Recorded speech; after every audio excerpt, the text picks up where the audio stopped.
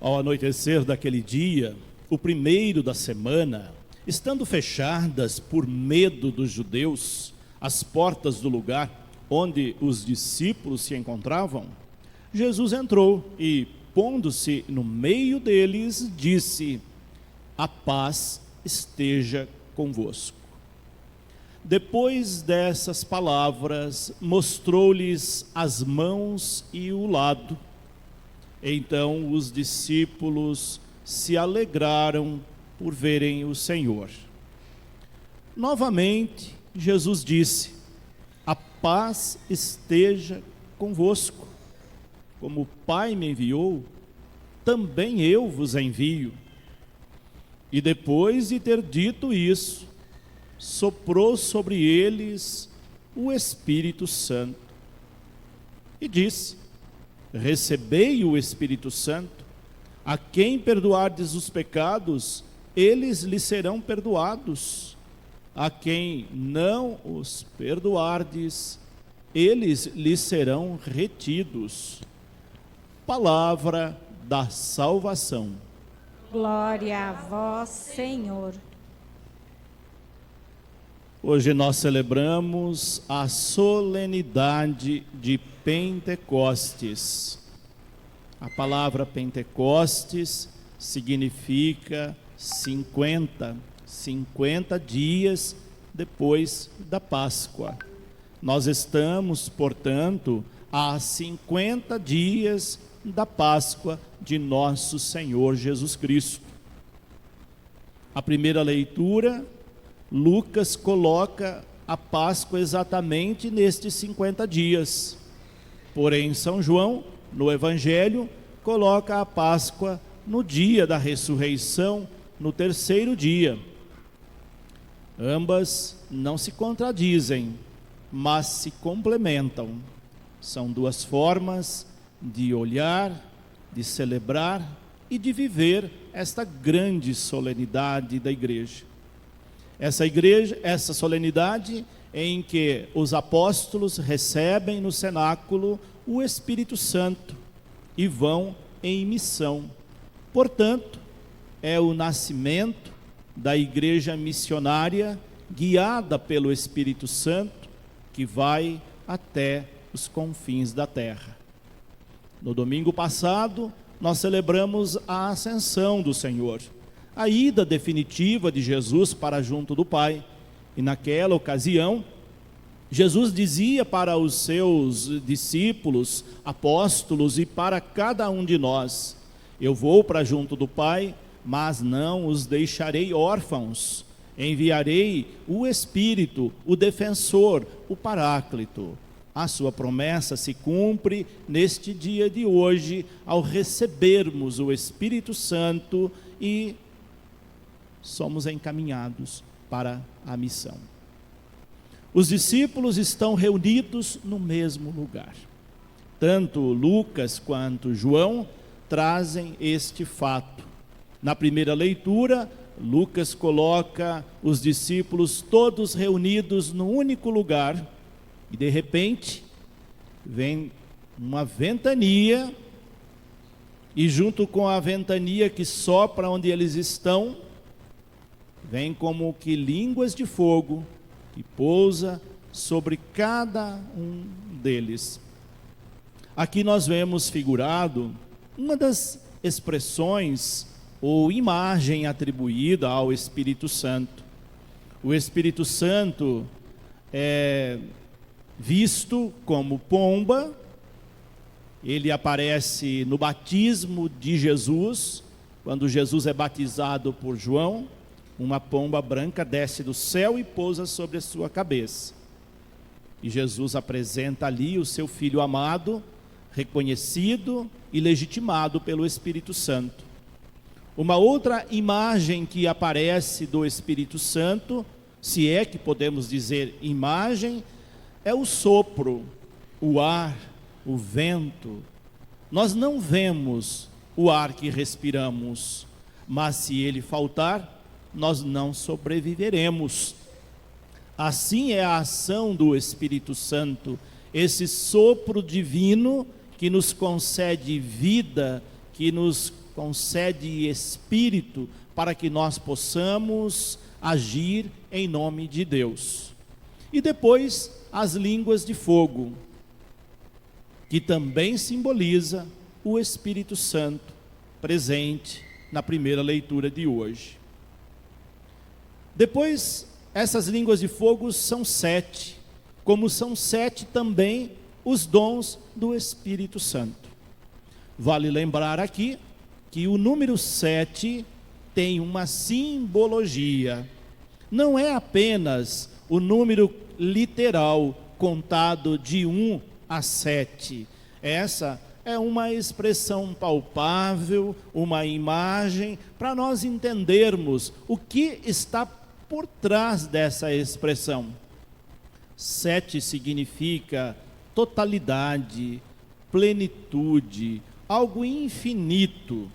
Toda vez que na Bíblia aparece o número 7, ele e seus derivados, ele tem esse correspondente.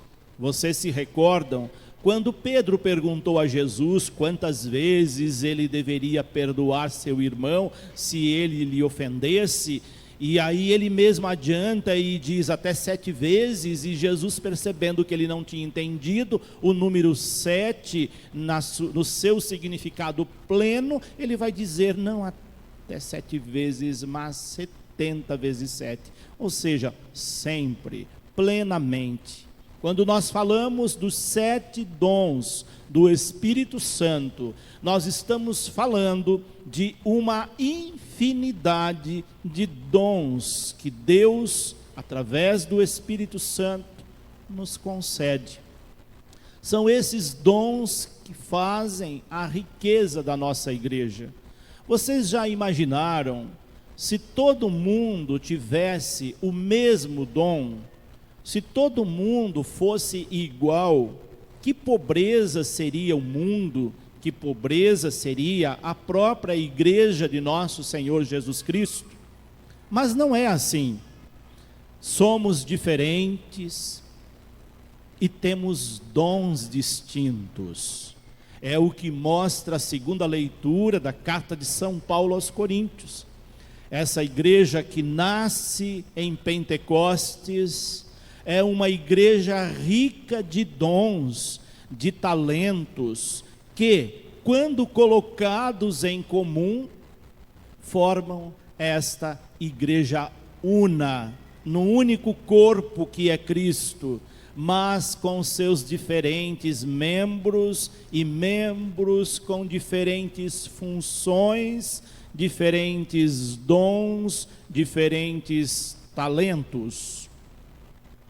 Paulo, na segunda leitura, usa a imagem do corpo para nós entendermos melhor esse significado. O corpo é único, mas nós temos muitos membros.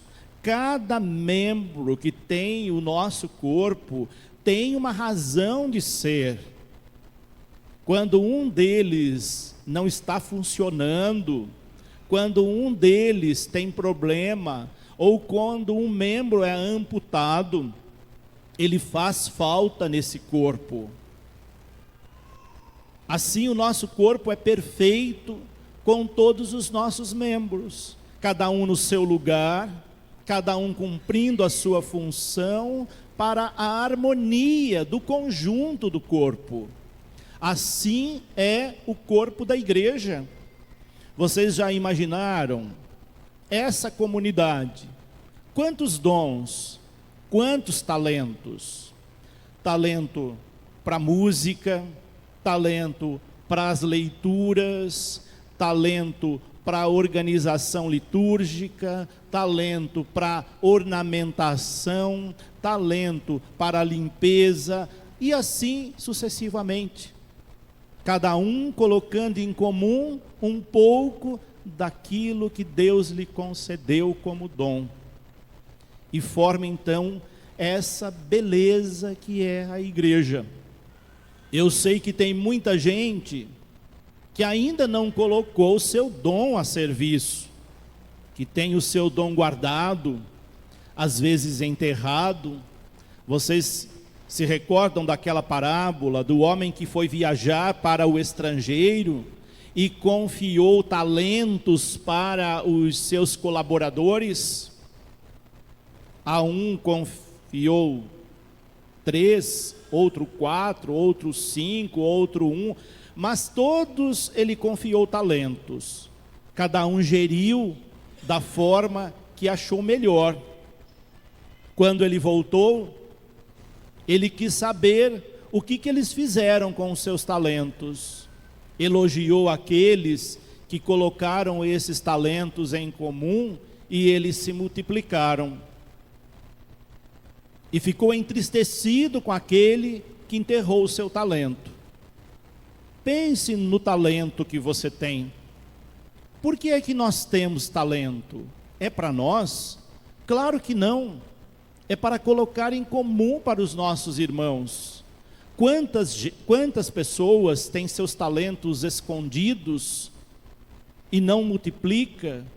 Às vezes por falta de oportunidade, às vezes por egoísmo, às vezes por não ter entendido que talento é para ser colocado em comum. Assim Paulo vai mostrando o rosto desta igreja missionária, rica de talentos, de dons do Espírito Santo. Pense no seu talento e veja se você já está de alguma forma partilhando esse talento com a sua comunidade. É o que mostra a segunda leitura de hoje.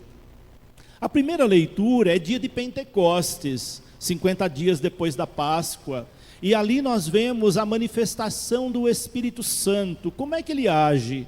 São pessoas diferentes, distintas, estrangeiras, de várias nações, de várias regiões, com línguas distintas.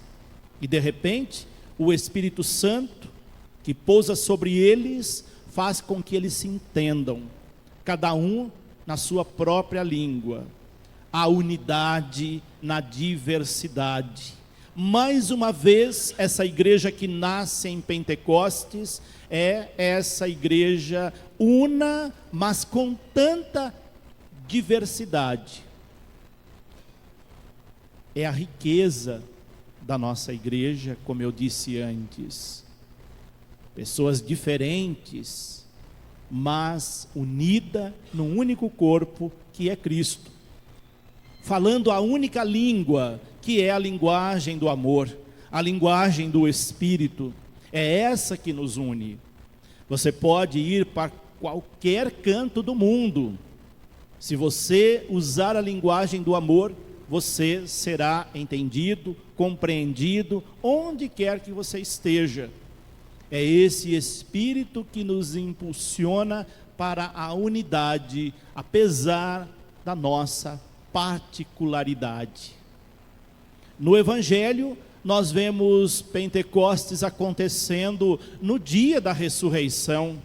Os discípulos reunidos também no mesmo lugar, porém de portas e corações fechados, mas Jesus em espírito adentra esse lugar físico e simbólico fechados, se coloca no meio deles, e o primeiro desejo de Jesus é o desejo de paz. Ao se colocar no meio deles, eu dizia isso lá no primeiro domingo da Páscoa, Jesus está dizendo para nós que Ele deve ser centro da nossa vida. Ao mesmo tempo, Ele deseja a paz, sermos missionários com paz no coração. Sem paz, não podemos levar adiante a missão.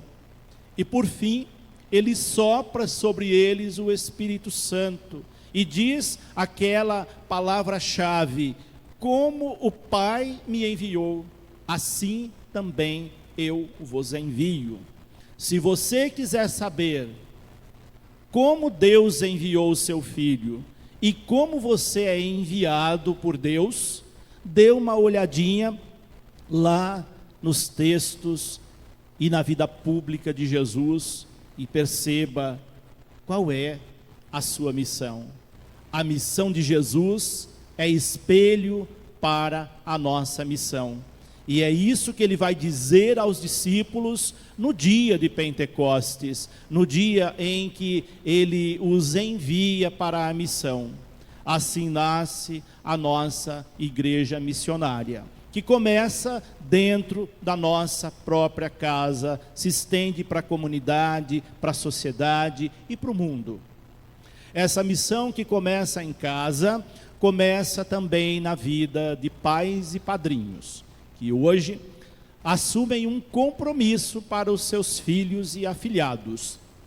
O batismo é o início da vida dessa criança na Igreja Católica. Ela não sabe o que está recebendo. Ela não sabe o que significa a igreja. Ela não sabe dos grandes desafios que essa missão lhe espera. Mas a gente supõe que os pais, e sobretudo os padrinhos, saibam disso.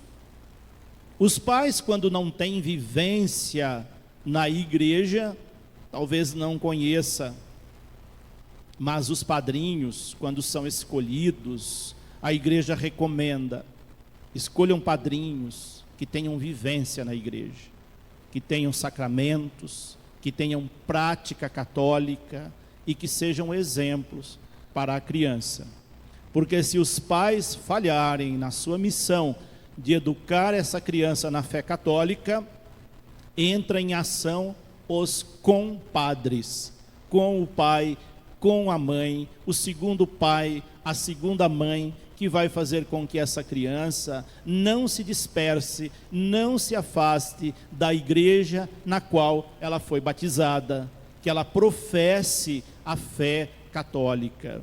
Então, pais, padrinhos, vocês têm uma grande responsabilidade junto com os pais, fazer com que essas crianças perseverem na igreja católica. E se vocês mudarem de religião, vão estar dando um péssimo exemplo para essas crianças, porque não é incomum padrinhos depois mudarem de religião. Envergonham os pais, envergonham os afilhados, porque não honrou com o compromisso de ser exemplo, de ser luz na vida dessas crianças. É por isso que os padrinhos vão acender uma vela agora, lá naquela grande vela que é o Círio Pascal. Essa vela não é só um símbolo, ela significa também a luz que vocês, padrinhos, devem ser na vida dessas crianças. Luz significa iluminar caminhos. Iluminar caminhos significa exemplo. Por isso, padrinhos, madrinhas, vocês devem ser exemplo na vida dessas crianças. Cuidar dessas crianças, como nesse momento você cuida dessa frágil chama que está nas suas mãos. Toda a fragilidade dessa criança que você assume como afilhado está simbolizada na chama desta vela. Vocês serão então aqueles que vão apontar o caminho da igreja, o caminho de Deus para a vida dessas crianças.